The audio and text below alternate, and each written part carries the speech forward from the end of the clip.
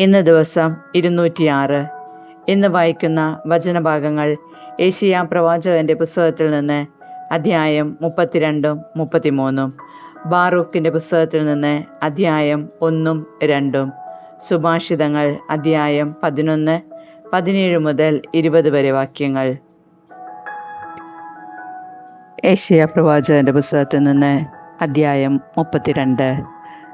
നീതിയുടെ രാജാവ്. ഒരു രാജാവ് ധർമ്മനിഷ്ഠയോടെ ഭരണം നടത്തും.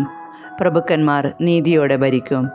അവർ കാറ്റിൽ നിന്ന് ഒളിക്കാനുള്ള സങ്കേതം പോലെയും കൊടുങ്കാറ്റിൽ നിന്ന് രക്ഷപ്പെടാനുള്ള അഭയസ്ഥാനം പോലെയുമായിരിക്കും. വരണ്ട സ്ഥലത്ത് അരുവി പോലെയും മരുഭൂമിയിൽ പാറക്കെട്ടിൻ്റെ തണൽ പോലെയുമായിരിക്കും. കാണുന്നവൻ കണ്ണു ചിമ്മുകയില്ല, കേൾക്കുന്നവൻ ചെവിയോർത്തു നിൽക്കും. അവിവേകികൾ ശരിയായി വിധിക്കും. വിക്കന്മാരുടെ നാവ് തടവില്ലാതെ വ്യക്തമായി സംസാരിക്കും. ഭോഷൻ ഇനിമേൽ ഉത്തമനായി കരുതപ്പെടുകയില്ല. വഞ്ചകനെ ബഹുമാന്യനെന്ന് വിളിക്കുകയില്ല. വിഡ്ഢി ഭോഷത്വം സംസാരിക്കുന്നു. അധർമ്മം പ്രവർത്തിക്കുന്നതിനും കർത്താവിനെ ദുഷിച്ച് സംസാരിക്കുന്നതിനും വിശക്കുന്നവനെ പട്ടിണിയിടുന്നതിനും ദാഹിക്കുന്നവനെ ജലം നിഷേധിക്കുന്നതിനും അവൻ്റെ മനസ്സ് ദുഷ്ടമായി നനയ്ക്കുന്നു. വഞ്ചകൻ്റെ വഞ്ചനകൾ തിന്മയാണ്. അഗതിയുടെ അപേക്ഷ ന്യായയുക്തമായിരിക്കുമ്പോൾ പോലും വാക്കുകൾ കൊണ്ട് അവനെ നശിപ്പിക്കാൻ വഞ്ചകൻ ദുരാലോചന നടത്തുന്നു. കുലീനൻ കുലീനമായ കാര്യങ്ങൾ നനയ്ക്കുന്നു. ഉത്തമമായ കാര്യങ്ങൾക്ക് വേണ്ടി അവൻ നിലകൊള്ളുന്നു. അലസരായ സ്ത്രീകളെ, എഴുന്നേറ്റ് എൻ്റെ സ്വരം ശ്രവിക്കുവിൻ. അലംഭാവം നിറഞ്ഞ പുത്രിമാരെ, എൻ്റെ വാക്കിന് ചെവി തരുവിൻ. അലംഭാവം നിറഞ്ഞ സ്ത്രീകളെ, ഒരു വർഷത്തിലേറെയാകുന്നതിന് മുൻപ് നിങ്ങൾ വിറകൊള്ളും. എന്തെന്നാൽ മുന്തിരി വിളവ് നശിക്കും, വിളവെടുപ്പുണ്ടാവുകയില്ല. അലസരായ സ്ത്രീകളെ, വിറകൊള്ളുവിൻ. അലംഭാവം നിറഞ്ഞവരെ, നടുങ്ങുവിൻ. വസ്ത്രമൊരിഞ്ഞു കളഞ്ഞ് അരയിൽ ചാക്കുടുക്കുവിൻ. മനോഹരമായ വയലുകളെയും ഫലപുഷ്ടിയുള്ള മുന്തിരിത്തോട്ടത്തെയും ചൊല്ലി മാറത്തടിച്ച് വിലപിക്കുവിൻ. മുള്ളും മുൾച്ചെടിയും നിറഞ്ഞ എൻ്റെ ജനത്തിൻ്റെ മണ്ണിനെ ചൊല്ലി, സന്തുഷ്ടമായ നഗരത്തിലെ സന്തുഷ്ട ഭവനങ്ങളെ ചൊല്ലി വിലപിക്കുവിൻ. ഉന്നതത്തിൽ നിന്ന് നമ്മുടെ മേൽ ആത്മാവ് വർഷിക്കപ്പെടുകയും മരുഭൂമി ഫലപുഷ്ടിയുള്ള വയൽ വനവുമായി മാറുകയും ചെയ്യുന്നതുവരെ കൊട്ടാരം പര്യാപ്തമായി കിടക്കും. ജനസാന്ദ്രതയുള്ള നഗരം വിജനമാകും. കുന്നുകളും കാവൽമാടങ്ങളും വന്യമൃഗങ്ങളുടെ ഗുഹകളായി മാറും. അവ കാട്ടുകഴുതകളുടെ സന്തോഷവും ആടുകളുടെ മേച്ചിൽപ്പുറവുമാകും. അപ്പോൾ മരുഭൂമിയിൽ നീതി വസിക്കും. ഫലപുഷ്ടിയുള്ള വയലിൽ ധർമ്മനിഷ്ഠ കുടികൊള്ളും. നീതിയുടെ ഫലം സമാധാനമായിരിക്കും. നീതിയുടെ പരിണതഫലം പ്രശാന്തതയും എന്നേക്കുമുള്ള പ്രത്യാശയുമായിരിക്കും. എൻ്റെ ജനം സമാധാനപൂർണമായ വസതിയിൽ പാർക്കും. സുരക്ഷിതമായ ഭവനങ്ങളിലും പ്രശാന്തമായ വിശ്രമ സങ്കേതങ്ങളിലും തന്നെ. വനം നിശേഷം നശിക്കുകയും നഗരം നിലംപതിക്കുകയും ചെയ്യും. ജലാശയങ്ങൾക്കരികെ വിതയ്ക്കുകയും കാളകളെയും കഴുതകളെയും സ്വതന്ത്രമായി അഴിച്ചുവിടുകയും ചെയ്യുന്നവർക്ക് ഭാഗ്യം. ഏശയ്യാ പ്രവാചകന്റെ പുസ്തകത്തിൽ നിന്ന് അധ്യായം 33. സഹായത്തിന് അപേക്ഷ.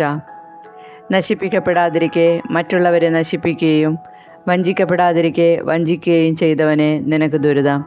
നീ നശിപ്പിച്ചു കഴിയുമ്പോൾ നിന്റെ നാശം സംഭവിക്കും.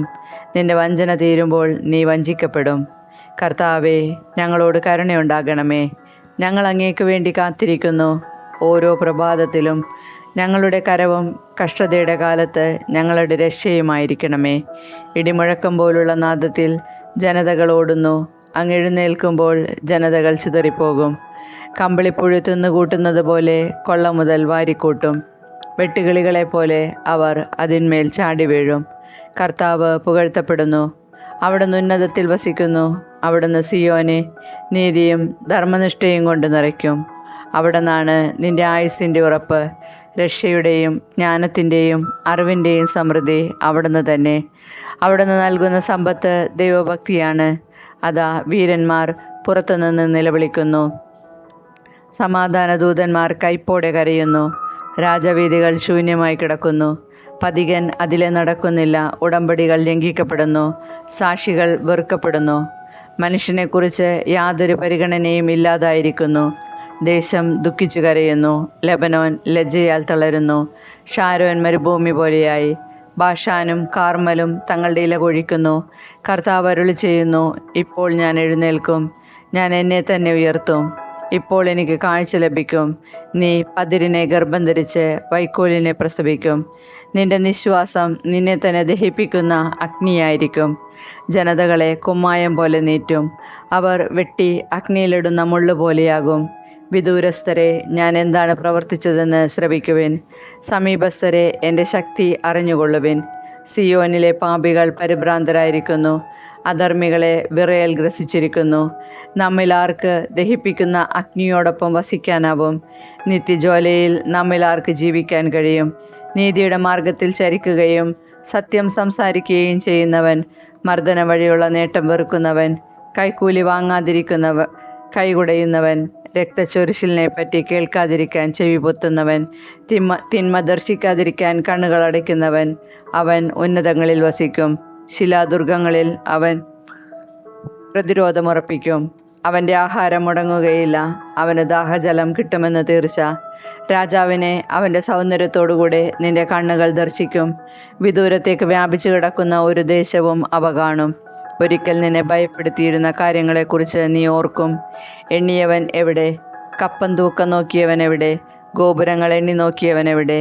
ദുർഗ്രഹ ഭാഷ സംസാരിക്കുന്ന, മനസ്സിലാകാത്ത ഭാഷയിൽ വിക്കി വിക്കി പറയുന്ന ഗർവിഷ്ഠരെ നീ ഇനിമേൽ കാണുകയില്ല. നമ്മുടെ ഉത്സവങ്ങളുടെ നഗരമായ സിയോനെ നോക്കുവിൻ. പ്രശാന്ത വസതിയും ഇളക്കമില്ലാത്ത കൂടാരവുമായ ജെറുസലേമിനെ നിന്റെ കണ്ണുകൾ ദർശിക്കും. അതിൻ്റെ കുറ്റി പിഴുതെടുക്കുകയോ കയറ് പൊട്ടിക്കുകയോ ഇല്ല. നമ്മുടെ കർത്താവ് നമുക്ക് വേണ്ടി പ്രതാപത്തോടെ വാഴും. വള്ളങ്ങളും പ്രൗഢയാർന്ന കപ്പലുകളും കടന്നു വരാത്ത വിസ്തൃതമായ നദികളും തോടുകളും ഏറെയുള്ള സ്ഥലമായിരിക്കും അത്. കർത്താവ് ഞങ്ങളുടെ ന്യായാധിപനാകുന്നു. അവിടുന്ന് ഞങ്ങളുടെ ഭരണാധിപനും രാജാവുമാകുന്നു. അവിടുന്ന് ഞങ്ങളെ രക്ഷിക്കും. നിന്റെ കയറുകൾ അഴിഞ്ഞിരിക്കുന്നു. പാമരമുറപ്പിക്കാനും പായ് വിരിച്ചു നിർത്താനും അതിനാവുകയില്ല. സമുദ്രമായ കൊള്ള മുതൽ പങ്കിടും. മുടന്തനും കൊള്ളവസ്തു കിട്ടും. അവിടുത്തെ നിവാസികളിൽ ആരും താൻ രോഗിയാണെന്ന് പറയുകയില്ല. അവരുടെ അകൃത്യങ്ങൾക്ക് മാപ്പ് ലഭിക്കും. ബാറൂക്കിൻ്റെ പുസ്തകത്തിൽ നിന്ന് അധ്യായം 1. ബാബിലോണിലെ സമ്മേളനം. നേരിയയുടെ പുത്രൻ ബാറൂക്ക് ബാബിലോണിൽ വെച്ചെഴുതിയ ഗ്രന്ഥത്തിൻ്റെ ഉള്ളടക്കം. നേരിയ മാസേയയുടെയും മാസേയ സെദക്കിയയുടെയും സെദക്കിയ ഹസാദിയായുടെയും ഹസാദിയ ഹിൽക്കിയായുടെയും പുത്രനാണ്. 5-ാം വർഷം മാസത്തിൻ്റെ 7-ാം ദിവസം കൽദായർ ജെറുസലേം പിടിച്ചടക്കി അഗ്നിക്കിരയാക്കിയപ്പോഴാണ് ഇതെഴുതിയത്. യൂദാ രാജാവായ യെഹോയാക്കീമിൻ്റെ പുത്രൻ യെക്കോനിയായും ഈ ഗ്രന്ഥം വായിച്ചു കേൾക്കാനെത്തിയ ജനവും കേൾക്കെ ബാറൂക്ക് ഇത് വായിച്ചു. പ്രഭുക്കന്മാരും രാജകുമാരന്മാരും ശ്രേഷ്ഠന്മാരും ഉൾപ്പെടെ ബാബിലോണിൽ സൂത് നദിയുടെ തീരത്ത് വസിച്ചിരുന്ന വലിയവരും ചെറിയവരുമായ എല്ലാ ജനവും കേൾക്കെ ഇത് വായിച്ചു. അപ്പോൾ അവർ വിലപിക്കുകയും ഉപവസിക്കുകയും കർത്താവിനോട് പ്രാർത്ഥിക്കുകയും ചെയ്തു. ഓരോരുത്തരും കഴിവനുസരിച്ച് കൊടുത്ത പണം അവർ ശേഖരിച്ചു. അവർ അത് ഷല്ലൂമിൻ്റെ മകനായ ഹിൽക്കിയായുടെ മകനും പ്രധാന പുരോഹിതനുമായ യെഹോയാക്കീമിനും അവനോടൊത്ത് ജെറുസലേമിലുണ്ടായിരുന്ന പുരോഹിതന്മാർക്കും ജനങ്ങൾക്കുമായി അയച്ചു കൊടുത്തു. അതേസമയം ബാറൂക്ക് സീവാൻ മാസം 10-ാം ദിവസം യൂദാദേശത്തേക്ക് തിരികെ കൊണ്ടുപോകാനായി ദേവാലയത്തിൽ നിന്ന് കൊള്ള ചെയ്യപ്പെട്ട പാത്രങ്ങളെടുത്തു. യൂദാ രാജാവായ ജോസിയായുടെ മകൻ സെദക്കിയ നിർമ്മിച്ച വെള്ളിപ്പാത്രങ്ങളായിരുന്നു അവ. ബാബിലോൺ രാജാവായ നബുക്കദ്നേസർ യെക്കോനിയായെയും രാജകുമാരന്മാരെയും ലോഹപ്പണിക്കാരെയും കുലീനരെയും ദേശത്തെ ജനങ്ങളെയും ജെറുസലേമിൽ നിന്ന് ബാബിലോണിലേക്ക് തടവുകാരായി കൊണ്ടുപോയതിനു ശേഷമാണ് ഈ പാത്രങ്ങൾ സെദക്കിയ നിർമ്മിച്ചത്. അവർ പറഞ്ഞു, ഇതോടൊപ്പം ഞങ്ങൾ നിങ്ങൾക്ക് പണവും അയക്കുന്നു. ഈ പണം കൊണ്ട് ദഹനബലിക്കും പാപപരിഹാര ബലിക്കും ധാന്യബലിക്കും വസ്തുക്കളും സുഗന്ധദ്രവ്യവും വാങ്ങി നമ്മുടെ ദൈവമായ കർത്താവിൻ്റെ ബലിപീഠത്തിൽ അർപ്പിക്കണം. ബാബിലോൺ രാജാവായ നബുക്കദ്നേസറിൻ്റെയും അവൻ്റെ പുത്രൻ ബൽഷാസറിൻ്റെയും ആയുസ്സിനു വേണ്ടിയും അവരുടെ ഐഹിക ജീവിതം സ്വർഗീയ ജീവിതം പോലെയാകുന്നതിനു വേണ്ടിയും പ്രാർത്ഥിക്കുവേൻ. ബാബിലോൺ രാജാവായ നബുക്കദ്നേസറിൻ്റെയും അവൻ്റെ മകൻ ബൽഷാസറിൻ്റെയും സംരക്ഷണത്തിൽ ജീവിച്ച് അവരെ ദീർഘകാലം സേവിക്കുന്നതിനും അവരുടെ സംപ്രീതി നേടുന്നതിനുമായി കർത്താവ് ഞങ്ങൾക്ക് ശക്തിയും കണ്ണുകൾക്ക് പ്രകാശവും നൽകും. ഞങ്ങളുടെ ദൈവമായ കർത്താവിനെതിരെ ഞങ്ങൾ പാപം ചെയ്തു. അവിടുത്തെ കോപവും ക്രോധവും ഞങ്ങളിൽ നിന്ന് വിട്ടുമാറിയിട്ടില്ല. അതുകൊണ്ട് ഞങ്ങൾക്ക് വേണ്ടി അവിടുത്തോട് പ്രാർത്ഥിക്കുവിൻ. ഉത്സവ ദിനങ്ങളിലും നിർദ്ദിഷ്ട കാലങ്ങളിലും കർത്താവിൻ്റെ ആലയത്തിൽ വെച്ച് നിങ്ങൾ ഏറ്റുപറയുന്നതിനു വേണ്ടി ഞങ്ങൾ അയച്ചു തരുന്ന ഈ പുസ്തകം വായിക്കണം. തെറ്റുകൾ ഏറ്റുപറയുന്നു. നിങ്ങൾ പറയണം, നീതി നമ്മുടെ ദൈവമായ കർത്താവിൻ്റെതാണ്. യൂദായിലെ ജനവും ജെറുസലേം നിവാസികളും നമ്മുടെ രാജാക്കന്മാരും പ്രഭുക്കന്മാരും പുരോഹിതന്മാരും പിതാക്കന്മാരും ഉൾപ്പെടെ ഞങ്ങളെല്ലാവരും ഇന്നുവരെ ലജ്ജിതരാണ്. എന്തെന്നാൽ കർത്താവിൻ്റെ സന്നിധിയിൽ ഞങ്ങൾ പാപം ചെയ്തു. ഞങ്ങൾ അവിടുത്തെ അനുസരിച്ചില്ല. ഞങ്ങളുടെ ദൈവമായ കർത്താവിൻ്റെ സ്വരം ശ്രവിക്കുകയോ അവിടുന്ന് നൽകിയ കൽപ്പനകൾ അനുസരിക്കുകയോ ചെയ്തില്ല.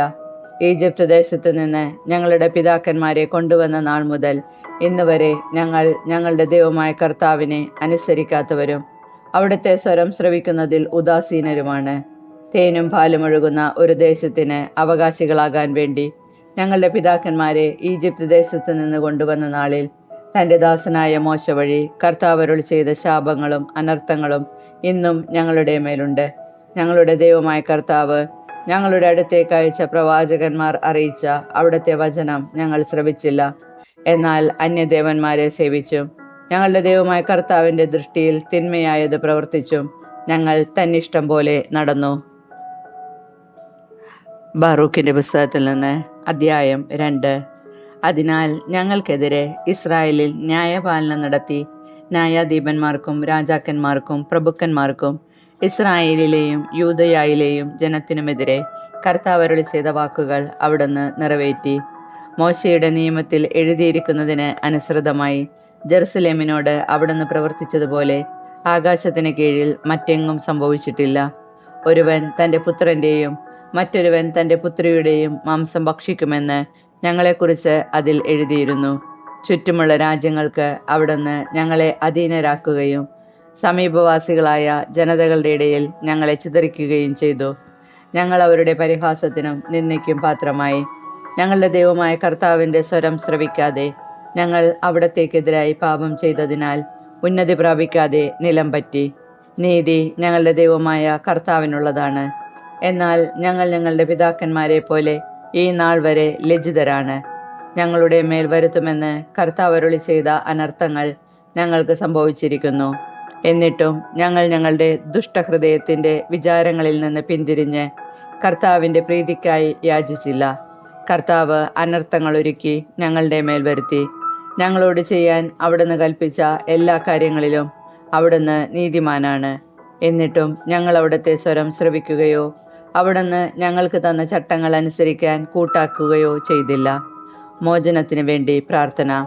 ഇസ്രായേലിൻ്റെ ദൈവമായ കർത്താവെ, അങ്ങ് കരുത്തുറ്റ കരത്താലും അത്ഭുതങ്ങളാലും അടയാളങ്ങളാലും മഹാശക്തിയാലും നീട്ടിയ ഭുജത്താലും അവിടുത്തെ ജനത്തെ ഈജിപ്ത് ദേശത്ത് നിന്ന് മോചിപ്പിക്കുകയും അങ്ങനെ അങ്ങേക്ക് ഇന്ന് നിലനിൽക്കുന്ന ഒരു നാമം നേടുകയും ചെയ്തു. ഞങ്ങളുടെ ദൈവമായ കർത്താവെ, ഞങ്ങൾ പാപം ചെയ്തു. ഞങ്ങൾ അധർമ്മം പ്രവർത്തിച്ചു. അങ്ങയുടെ കൽപ്പനകൾ ലംഘിച്ചു. അങ്ങ് ഞങ്ങളെ ജനതകളുടെ ഇടയിൽ ചിതറിച്ചു. ഞങ്ങൾ കുറച്ചു പേർ മാത്രമേ അവശേഷിച്ചിട്ടുള്ളൂ. അങ്ങയുടെ കോപം പിൻവലിക്കണമേ. കർത്താവെ, ഞങ്ങളുടെ പ്രാർത്ഥനകളും യാചനകളും ശ്രവിക്കണമേ. അങ്ങയെ പ്രതി ഞങ്ങളെ രക്ഷിക്കണമേ. പ്രവാസത്തിലേക്ക് ഞങ്ങളെ കൊണ്ടുപോയവർക്ക് ഞങ്ങളോട് പ്രീതി തോന്നാൻ ഇടയാക്കണമേ. അങ്ങനെ അവിടുന്ന് ഞങ്ങളുടെ ദൈവമായ കർത്താവാണെന്ന് ഭൂമി മുഴുവൻ അറിയട്ടെ. എന്തെന്നാൽ ഇസ്രായേലും അവൻ്റെ സന്തതികളും അവിടുത്തെ നാമത്തിലാണ് അറിയപ്പെടുന്നത്. കർത്താവെ, അങ്ങയുടെ വിശുദ്ധ വാസസ്ഥലത്ത് നിന്ന് ഞങ്ങളെ കടാക്ഷിക്കുകയും ഞങ്ങളോട് കാരുണ്യം കാണിക്കുകയും ചെയ്യണമേ. കർത്താവെ, ചെവി ചായ്ച്ച് കേൾക്കണമേ. കർത്താവെ, കണ്ണു തുറന്ന് കാണണമേ. ശരീരത്തിൽ നിന്ന് പ്രാണൻ വേർപെട്ട് മരിച്ച് പാതാളത്തിൽ കിടക്കുന്നവർ കർത്താവിനെ മഹത്വപ്പെടുത്തുകയോ നീതിമാനെന്ന് പ്രഘോഷിക്കുകയോ ചെയ്യുകയില്ല. എന്നാൽ കർത്താവെ, വലിയ ദുഃഖം അനുഭവിക്കുന്നവനും ക്ഷീണിച്ച് കുനിഞ്ഞു നടക്കുന്നവനും വിശന്നു പൊരിഞ്ഞ് കണ്ണുമങ്ങിയവനും അങ്ങയെ മഹത്വപ്പെടുത്തും. അങ്ങയുടെ നീതി പ്രഘോഷിക്കും. ഞങ്ങളുടെ ദൈവമായ കർത്താവെ, ഞങ്ങളുടെ പിതാക്കന്മാരുടെയോ രാജാക്കന്മാരുടെയോ നീതിയാലല്ല ഞങ്ങൾ അങ്ങയുടെ കാരുണ്യം യാചിക്കുന്നത്. അങ്ങയുടെ ദാസന്മാരായ പ്രവാചകന്മാർ വഴി മുൻകൂട്ടി അറിയിച്ചതുപോലെ അവിടുന്ന് ഞങ്ങളുടെ മേൽ ഉഗ്രകോപം വർഷിച്ചിരിക്കുന്നു. അവർ പറഞ്ഞു, കർത്താവ് അരുളി ചെയ്യുന്നു, നിങ്ങൾ കഴുത്തു കുനിച്ച് ബാബിലോൺ രാജാവിനെ സേവിച്ചാൽ നിങ്ങളുടെ പിതാക്കന്മാർക്ക് ഞാൻ നൽകിയ ദേശത്ത് നിങ്ങൾ വസിക്കും. എന്നാൽ നിങ്ങൾ കർത്താവിൻ്റെ വാക്ക് ശ്രവിക്കാതെയും ബാബിലോൺ രാജാവിനെ സേവിക്കാതെയും ഇരുന്നാൽ യൂദാ നഗരങ്ങളിൽ നിന്നും ജെറുസലേമിൻ്റെ പരിസരങ്ങളിൽ നിന്നും ആഹ്ലാദത്തിൻ്റെയും ഉല്ലാസത്തിൻ്റെയും ആരവവും മണവാളൻ്റെയും മണവാട്ടിയുടെയും സ്വരവും ഞാൻ ഇല്ലാതാക്കും. ആരെയും അവശേഷിപ്പിക്കാതെ ദേശം മുഴുവൻ ഞാൻ വിജനമാക്കും. ബാബിലോൺ രാജാവിനെ സേവിക്കുക എന്ന അങ്ങയുടെ കൽപ്പന ഞങ്ങൾ അനുസരിച്ചില്ല. അതിനാൽ ഞങ്ങളുടെ പിതാക്കന്മാരുടെയും രാജാക്കന്മാരുടെയും അസ്ഥികൾ അവരുടെ ശവക്കുഴിയിൽ നിന്ന് പുറത്തെടുക്കുമെന്ന് അങ്ങയുടെ ദാസന്മാരായ പ്രവാചകന്മാർ വഴി അരുളി ചെയ്തത് അങ്ങ് നിറവേറ്റി. ഇതാ, അവ പകലിൻ്റെ ചൂടും രാത്രിയുടെ മഞ്ഞുമേറ്റ് കിടക്കുന്നു. അവർ ക്ഷാമവും വാളും പകർച്ചവ്യാധിയും കൊണ്ടുള്ള കഠിനയാതനകളാൽ നശിച്ചു. അങ്ങയുടെ നാമത്തിൽ അറിയപ്പെടുന്ന ആലയം ഇസ്രായേൽ ഭവനത്തിൻ്റെയും യൂദാ ഭവനത്തിൻ്റെയും ദുഷ്ടതയാൽ അങ്ങ് ഇന്നത്തെ നിലയിലാക്കി. വാഗ്ദാനങ്ങൾ അനുസ്മരിക്കുന്നു. ഞങ്ങളുടെ ദൈവമായ കർത്താവേ, എന്നിട്ടും അങ്ങ് അനന്തമായ കാരുണ്യവും ആർദ്രതയും ഞങ്ങളോട് കാണിച്ചു. എന്തെന്നാൽ ഇസ്രായേൽ ജനത്തിൻ്റെ മുൻപിൽ വച്ച് അങ്ങയുടെ നിയമം രേഖപ്പെടുത്താൻ അങ്ങയുടെ ദാസനായ മോശയോട് കൽപ്പിച്ച ദിവസം അവൻ വഴി അങ്ങിപ്രകാരം അരുളി ചെയ്തു: നിങ്ങൾ എൻ്റെ സ്വരം ശ്രവിക്കുന്നില്ലെങ്കിൽ ഞാൻ ജനതകളുടെ ഇടയിൽ ചിതറിക്കുന്ന അസംഖ്യമായ ഈ ജനതയിൽ ഒരു ചെറിയ ഗണം മാത്രമേ അവശേഷിക്കൂ. ദുശ്ശാഠ്യക്കാരായ അവർ എന്നെ അനുസരിക്കുകയില്ലെന്ന് എനിക്കറിയാം. എന്നാൽ പ്രവാസദേശത്ത് അവർക്ക് മനപരിവർത്തനമുണ്ടാകും. ഞാനാണ് അവരുടെ ദൈവമായ കർത്താവെന്ന് അവർ അറിയും. അനുസരിക്കുന്ന ഹൃദയവും ശ്രവിക്കുന്ന ചെവികളും ഞാൻ അവർക്ക് നൽകും. അടിമത്തത്തിൻ്റെ നാട്ടിൽ വച്ച് അവർ എന്നെ പുകഴ്ത്തുകയും എൻ്റെ നാമത്തെ അനുസ്മരിക്കുകയും ചെയ്യും. ദുശ്ശാഠ്യത്തിൽ നിന്നും ദുഷ്പ്രവൃത്തിയിൽ നിന്നും അവർ പിന്തിരിയും. എന്തെന്നാൽ കർത്താവിൻ്റെ മുൻപിൽ പാപം ചെയ്ത പിതാക്കന്മാരുടെ ഗതി അവർ ഓർക്കും. അവരുടെ പിതാക്കന്മാരായ അബ്രഹത്തോടും ഇസഹാക്കിനോടും യാക്കോബിനോടും വാഗ്ദാനം ചെയ്ത ദേശത്തേക്ക് ഞാൻ അവരെ വീണ്ടും കൊണ്ടുവരും. അവർ അവിടെ വാഴും. ഞാൻ അവരെ വർദ്ധിപ്പിക്കും. അവരുടെ എണ്ണം കുറയുകയില്ല. ഞാൻ അവരുടെ ദൈവവും അവർ എൻ്റെ ജനവുമായിരിക്കാൻ ഞാൻ അവരുമായി ഒരു ശാശ്വത ഉടമ്പടി ഉണ്ടാക്കും. ഞാൻ അവർക്ക് നൽകിയിരിക്കുന്ന ദേശത്ത് നിന്ന് ഇനിമേൽ അവരെ ബഹിഷ്കരിക്കുകയില്ല. സുഭാഷിതങ്ങൾ അധ്യായം 11, 17 മുതൽ 20 വരെ വാക്യങ്ങൾ. ദയാശീലൻ തനിക്ക് തന്നെ ഗുണം ചെയ്യുന്നു. ക്രൂരൻ തനിക്ക് തന്നെ ഉപദ്രവം വരുത്തിവെക്കുന്നു. ദുഷ്ടന്റെ പ്രതിഫലം അവനെ വഞ്ചിക്കുന്നു. നീതി വിതയ്ക്കുന്നവൻ്റെ പ്രതിഫലം സുനിശ്ചിതമാണ്. നീതിയിൽ നിലനിൽക്കുന്നവൻ ജീവിക്കും. തിന്മയെ പിന്തുടരുന്നവൻ മരിക്കും. വികടബുദ്ധികൾ കർത്താവിന് വെറുപ്പുളവാക്കുന്നു. നിഷ്കളങ്കർ അവിടത്തെ സന്തോഷിപ്പിക്കുന്നു.